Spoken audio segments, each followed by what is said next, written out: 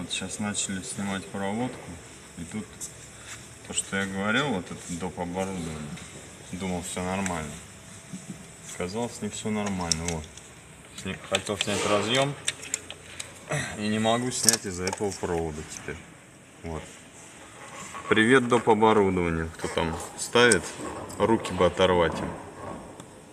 Вот как мне теперь снимать эту дверь?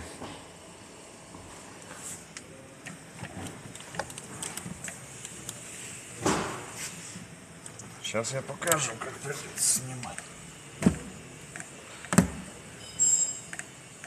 Что уж делать-то? Берем кусачки. Доп. Оборудование находим. Провода. Находим провод один. И аккуратно его откусываем. Потом на другом расстоянии другой. Откусываем. Все. Да вот он? Да. А он вообще к чему-то идет?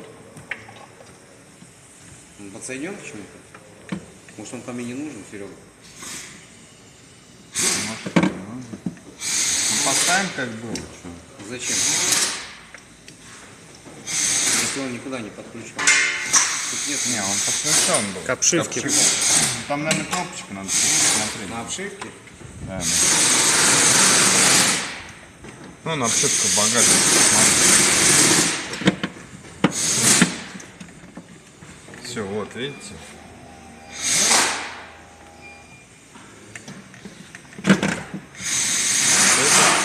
Это тормозит процесс штатный.